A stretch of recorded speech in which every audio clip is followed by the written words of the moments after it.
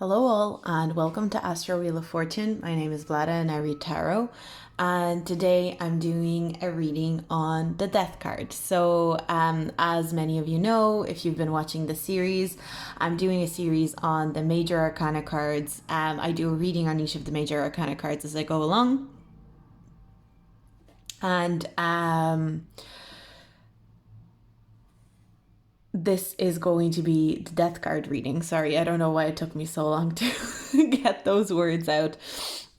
So we're going to get into the reading. We're, of course, using the book that I've been using for all of the series. It's called The Tarot, History, Symbolism, and Divination by Robert M. Place. It's a really great book if you are someone who's interested in tarot, its origins, etc.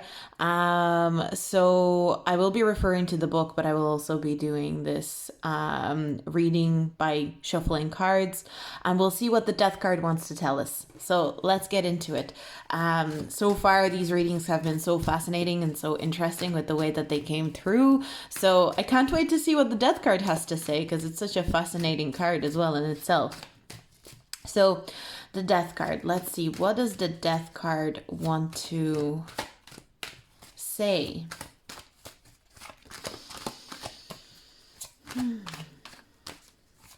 About itself. We've got the Five of Pentacles. I'm not reading reversals for these readings, so I'm just going to get the Five of Pentacles. I'm going to put it here. Okay, let me tune into this and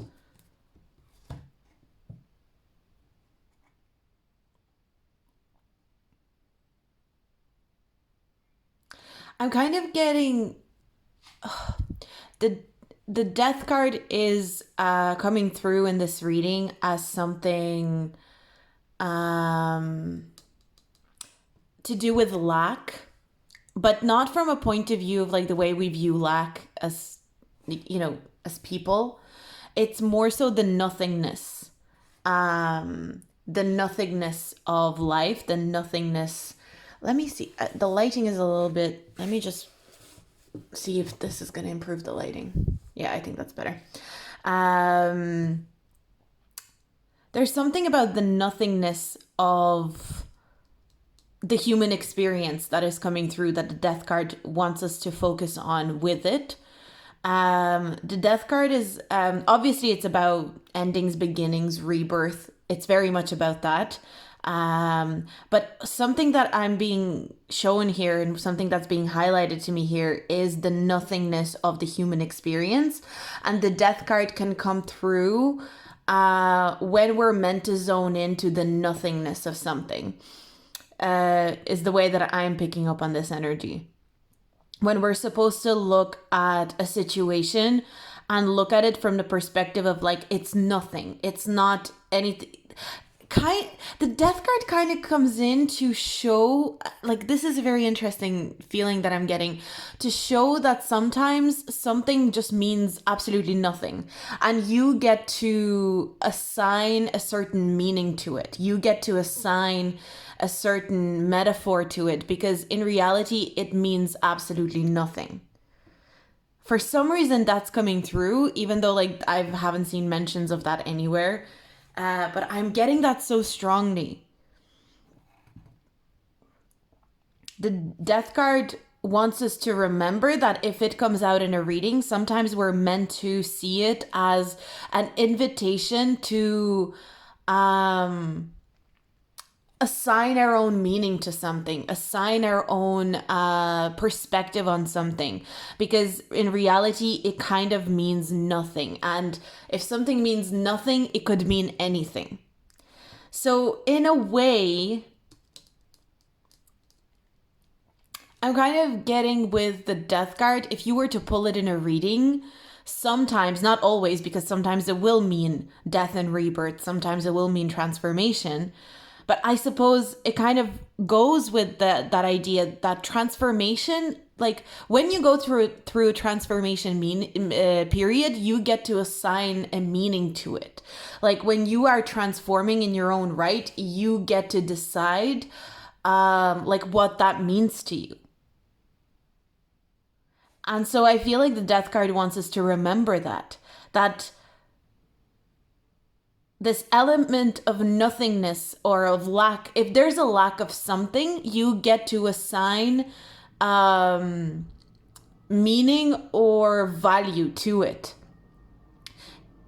If something has no worth, or if something has no value, if something has no meaning, that's not a bad thing. It's a good thing. You get to assign that value, that worth, that meaning. So the death card is strongly connected to the idea of lack from what I'm gathering from here.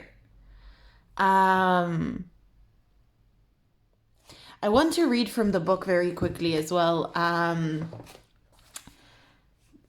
So most of this is very most of the stuff in this book about the death card is kind of like things that we know. It's all about it's all about death. It's all about transformation. The death card is basically one of the four. Sorry, I don't know why I'm struggling to speak. One of the four horsemen of the apocalypse in this in tarot. That's why it's usually represented being on a horse. The symbolism of the death coming for the king, the queen, the pope, and the child. Nobody is safe kind of sentiment. Nobody is safe from death. Death kind of takes anybody. Death doesn't discriminate.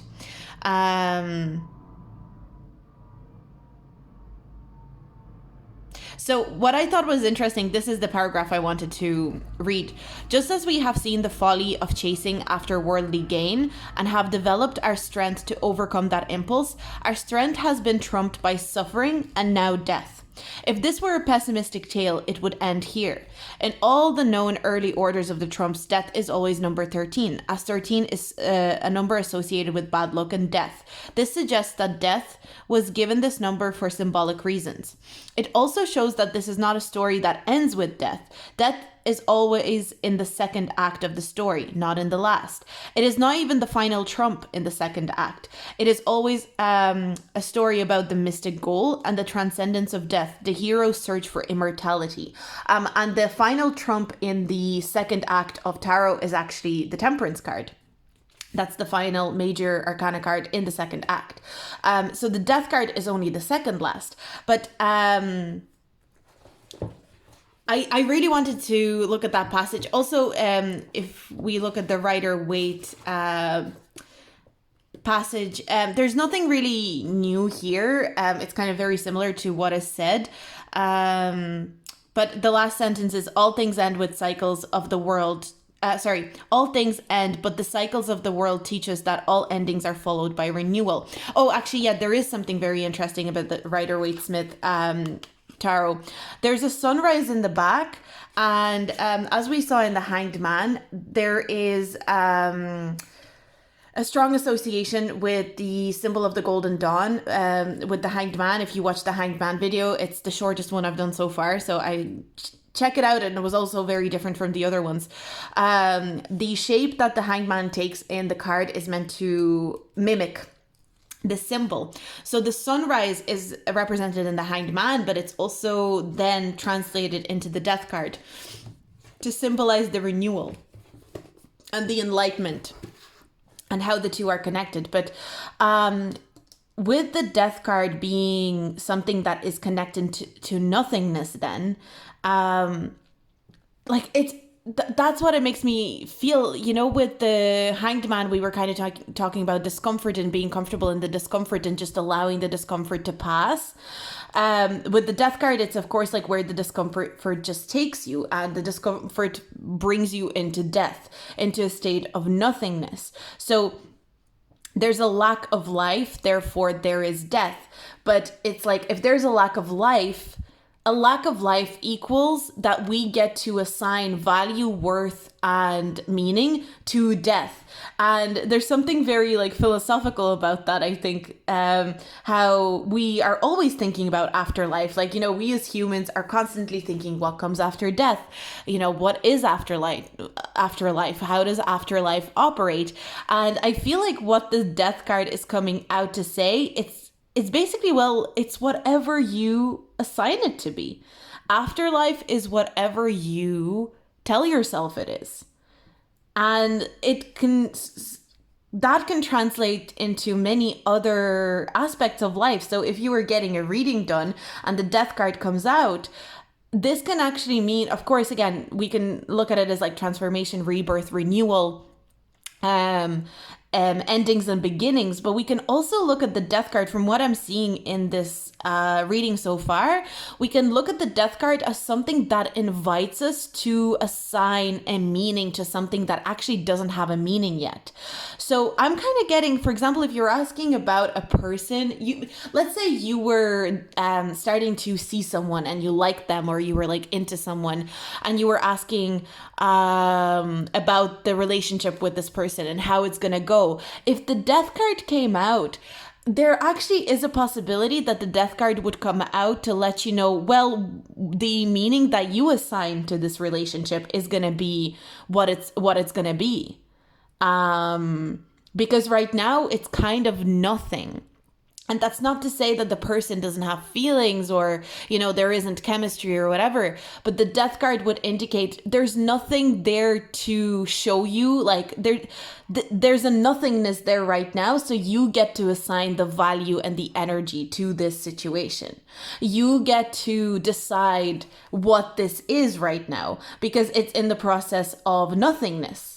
So I'm kind of seeing the death card from a new perspective. It's not just about, and I guess sometimes the process of transformation has to have an element of nothingness, right? There is always a period of nothingness when you are transforming. During your transformation as a human, in any sort of capacity, from any sort of perspective, there's always going to be a period where you are in a state of nothingness, where nothing is happening, nothing is really changing, and nothing is developing. But at the same time, you're assigning value to that nothingness as it happens. And you can assign positive value or negative value. It's completely up to you, the kind of value that you decide to give it. We've got the 8 of Wands. I don't know why I want to put it like this. Yeah, like, okay, I want to pull another card. Ace of Wands.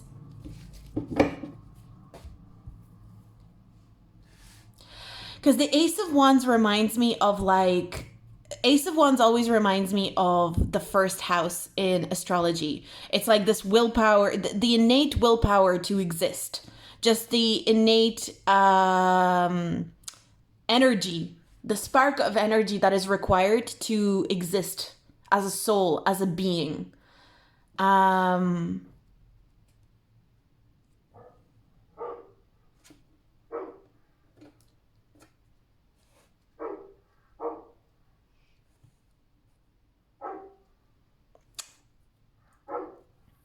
The death card, with the 8 of, there's something about these two cards. I always think, this reminds me of like how sperm rush to the egg, or like go towards the egg. And then Ace of Wands is often to me like a card that can represent conception, or like,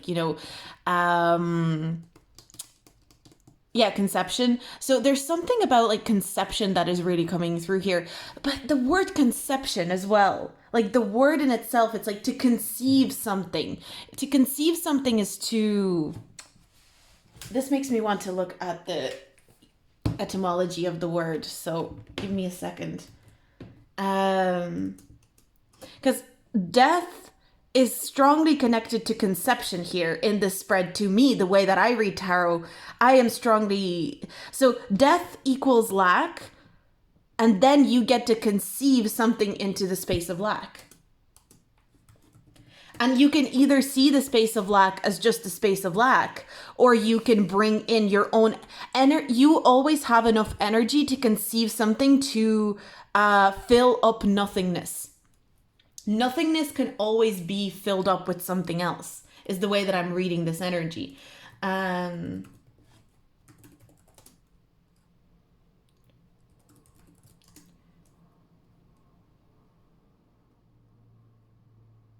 Sorry, my laptop is a little bit slow right now. But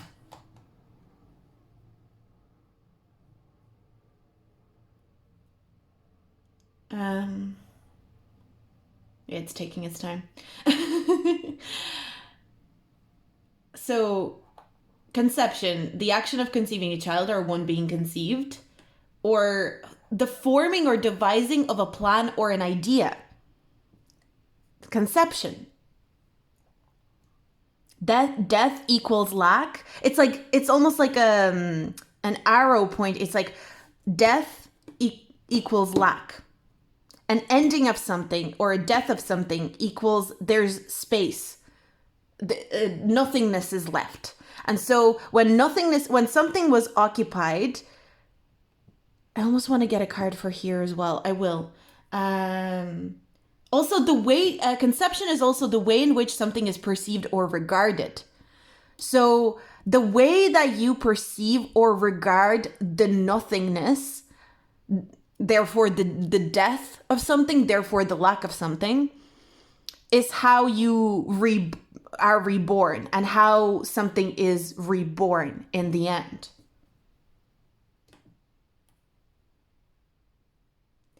Also, intention. The Ace of Wands is such a strong card of intention.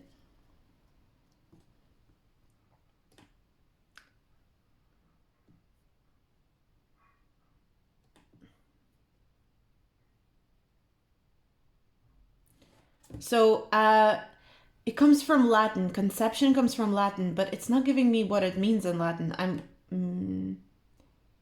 Maybe it just means that.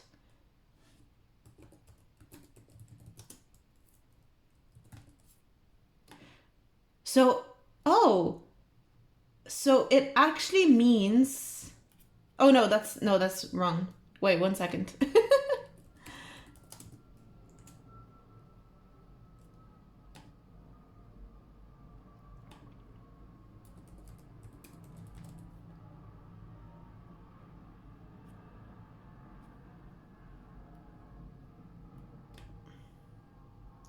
Oh, it means to gather. So the Latin origin of the word conception means to gather. So whatever you gather into the space of nothingness, whatever energy you gather into the space of nothingness will dictate the rebirth. But I want to pull, because something is kind of forming. I know I'm really slow in expressing it, but it's just... The death card is not just about death and rebirth and the transformation period. It's also about that space of nothingness when there's nothing there. When a person dies, there is a space of like, they're not here anymore. There's a lack of this person. Like now there's a lack of this person. There's a lack of this person's energy. Strength card. So funny because in the book... He says, we read it out earlier, just as we have seen the folly in chasing after worldly gain and have developed our strength to overcome that impulse, our strength has been trumped by suffering and now by death. So in the end, the strength has been trumped by death. So, that's another thing that I'm getting here then. Death card could also represent this, because obviously when we look at the Hanged Man, the Hanged Man is that energy of suffering, discomfort, getting comfortable with discomfort, right? And the Hanged Man kind of represents giving up, surrendering, just saying there's nothing I can do, I've been hung up. I mean, in certain energies, in certain instances, the Hanged Man is the one that hangs him up himself because he is looking for enlightenment and he's kind of like forcing himself into discomfort so that he can learn how to be comfortable with his discomfort. But in a lot of traditional, or not traditional, but like older versions of tarot, the Hanged Man was like the traitor. As you know, watch the Hanged Man video if you want to hear more about that. And he was being punished, right? So in terms of this punishment and surrendering and giving up, you're giving up your strength. And therefore, in giving up your strength, you're surrendering to the fact that without strength, either you're going to be enlightened and maybe someone is going to save you and you are going to be able to be saved in some sort of miraculous way. And kind of like a miraculous, I suppose maybe that's something that correlates with the Hanged Man, miracles. It's like, if I'm hanging here and I've surrendered to the universe, you know, the universe can provide me with a miracle to save me, or I will face death. It's like one or the other. But the death card really represents the feeling of nothingness after you've given up on something. It's like, I've given up and therefore I'm allowing the nothingness to take me. The lack of strength, basically I've given up my strength because I have given up. Therefore, this lack of strength is now creating the space of nothingness. And now that I've spent my time in this state of surrender and nothingness, I get to decide what intention I want to fill this nothingness with in order to progress and to continue and to keep going in life.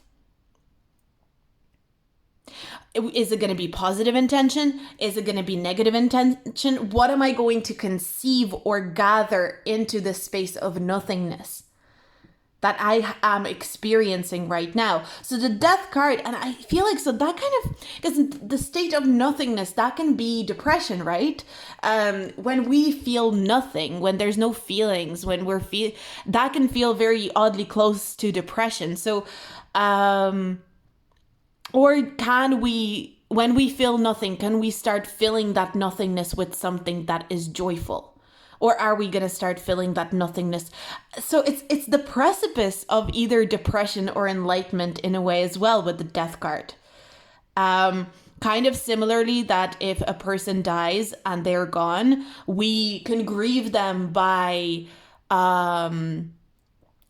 focusing on the fact that they're not here, or celebrating the life that they lived while they were here. And that would really inform the grieving period for the person who is grieving. If the person who is grieving is focusing on how the person is no longer here, therefore the lack, this person is very likely to go into a depression.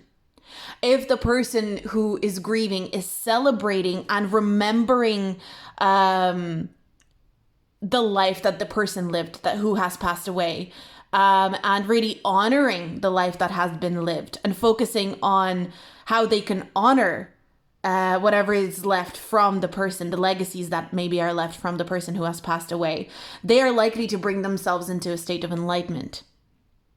Even if depression is a part of it, because the state of nothingness can coexist with your intention. Oh, okay. Like, okay, I hope I'm describing this right, because I feel like it's so clear in my, like, the way that I'm seeing this and feeling this. It's like the state of nothingness exists in parallel with you setting intentions and gathering intentions. It's kind of like you're adding bits of energy into the nothingness, but the nothingness kind of is not filled up in one go. It takes time. It takes energy. It takes perseverance. It takes inspiration to fill up that nothingness. But that nothingness exists in parallel. So you can't set an intention. And this, again, I think this is like the Major Arcana series is kind of like helping me figure out how we're actually supposed to manifest, because I feel like it outlines the stages of manifestation. Like if you're trying to manifest something into the nothingness, where maybe it's kind of like you take something you were manifesting, maybe didn't work and you had to surrender. You had to, let's say you had a breakup. You were trying to manifest a happy relationship. The relationship didn't work out. You're grieving the relationship. There's a state of nothingness. And into that nothingness, you're setting intentions towards future, maybe like manifesting a new relationship or manifesting something different. But as you're filling up that nothingness, the nothingness is still kind of there. You have to fill it up over time. You have to give it time. You have to give nothingness, and therefore death, time to do its thing. The nothingness must exist. You can't expect the nothingness to dissipate. You can't expect death to just be gone in a blink of an eye. Nothingness is a part of our life. A state of lack is something we actually have to embrace sometimes. That's what the death card tries to teach us. It's not just about like this, endings and beginnings and death and rebirth. It's also about that moment in time where there's nothing. And there's nothing you can do. There's nothing you can achieve. There's nothing you can put into it. There's nothing that you can add to it. All you can do is exist in the nothingness, but still continue to set intentions. Like, I accept the nothingness that I am experiencing in this point of my transition and my transformation, but I am still going to set the intention for this kind of energy, for this is what I want eventually. Although right now, I know I must accept the nothingness, but eventually I will be able to press on, to move on, to keep moving, to conceive new ideas, to understand new concepts, to fill my life with new energy. That's what the death card wants us to remember.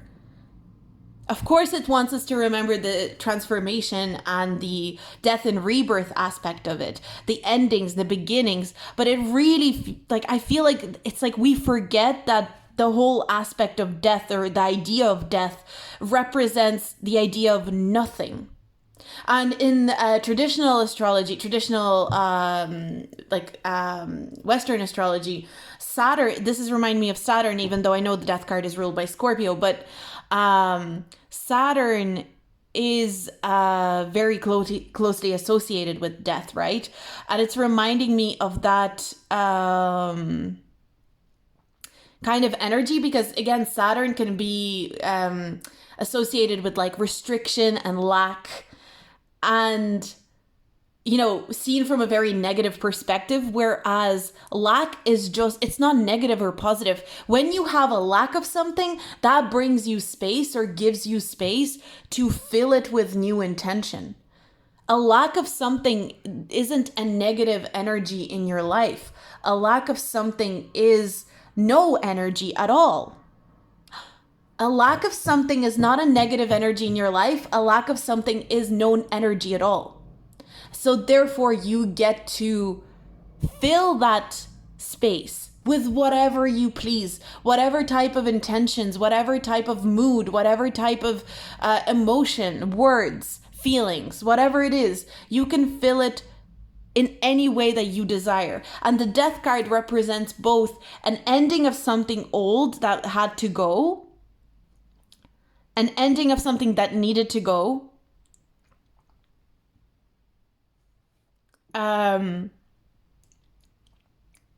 the space of nothingness, because this thing is gone, or this person is gone, and then the renewal, the new intention that is being set.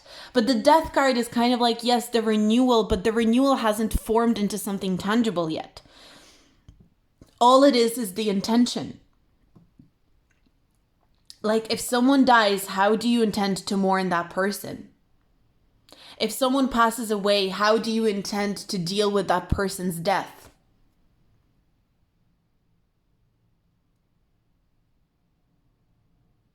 That's what matters. That is the important part. But also, how do you accept the nothingness? Because there needs to be an acceptance of nothingness. Otherwise, you can't start setting intention, because you haven't accepted that there's a lack of energy for you to utilize in order to add energy into it. You haven't accepted. If you can't accept that something is gone, okay, so if you're mourning something, okay, or someone, if you can't accept that this person is gone, if there's not an acceptance that this person is gone into nothingness, into afterlife, whatever it is, you cannot fill the energy, or fill the space with the energy of your intention, because that space is still preoccupied by that person energetically, let's say. nor should you rush through it. But the acceptance of nothingness is so important before you can move on. That's what the death card is representing here. There's something ends, something is done, something is over. You accept that it's over. You accept that it's done. But then you must accept now there's nothing. You can't go, something is over, something begins. That's not how it works. That's what I'm getting from these cards. It's not that something has ended, something begins. It's something has ended. There's a space of nothingness, and I need to sit with the nothingness and accept, like, understand that I'm living in a space of like limbo, nothingness. And then I can fill that nothingness with intention. But if I try to say, okay, that's over, now a new thing begins, that's not how life works. That's what the death card wants us to remember. Wow. That's quite interesting, I think. Like, there's something very interesting about the death card kind of representing 3 stages. It's not because it's like death and rebirth, ending and beginning, but it's almost like I'm getting death, limbo, rebirth, ending, nothingness, beginning. And if you think about it, it's true. Have you ever finished something significant, like a significant project, or it makes sense for us to take a break of nothingness between things in life. And this is probably where we go wrong a lot of the time, because we try to begin something as soon as something has ended. Every cycle needs a space in between, that like liminal space of nothingness, and that's what the death card is representing, and that's what it wants us to remember. So another thing that could be that the death card could come out, like if you were asking, you were saying, oh, I am leaving a relationship, or let's say I'm leaving a relationship, what's next for me in love? The death card could come out to remind you, you need a space of nothingness first. You need to step into that energy of the relationship has ended. Now I'm in a space of nothingness. And then I'll move on to something else. And then I'll move on to something new. Your period of nothingness hasn't completed yet. That's what the death card can remind us. I especially think if it comes out with the 5 of Pentacles, because it's that energy of lack. It's like you are seeing lack as a negative thing rather than just a lack of energy. You're thinking lack is negative energy when lack is just that, a lack of energy. And you will get to, if you effectively tune into the lack of energy, you will be able to fill that space with new intention and new energy. Gather all this like new energy into that space of lack. Lack is not a bad thing. Like lack mindset, we have this phrase that we're using quite a lot lately, lack mindset, right? And this phrase means something, where we get down about not having something. But from a manifestation point of view, the way that I'm seeing this is like a lack mindset. If you had a positive lack mindset, you would look at your lack and go, wow, there's so much space for me to fill with new intention and new energy. Rather than saying this free space, all this free space is a bad thing. It's kind of like the metaphor I'm getting. Imagine being gifted like a house or like an apartment somewhere, and it's unfurnished. But it's like a really nice apartment, or like a really spacious apartment, really spacious house, but it's unfurnished. And rather than focusing on the fact that you get to furnish this house or this apartment and decorate it whatever way that you want, and make it the way that you want it, you focus on the fact that it is unfurnished and there's no you focus on the fact that there's nothing in the apartment, rather than focusing like, I have this apartment or I have this house to like fill up with the energy or the things that I like. That's kind of like the death card energy from what I'm seeing in this reading. So Such a cool reading. I really, really, really, really enjoyed it. I hope you did too. Um, Definitely a lot of new perspectives for me on how to read the death card. I'm so excited.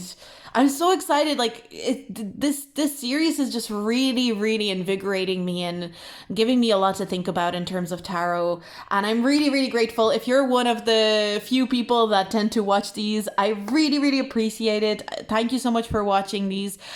Give this video a like. Subscribe if you haven't. Please comment on these videos. Like even a small comment with an emoji or something like that can help the engagement. If you enjoyed this, if you're enjoying this series, maybe let me know what you're enjoying about the series. What are your thoughts? I really would love to hear people's takes, because I know there are people that are watching this and they have their own takes and they have their own revelations about this.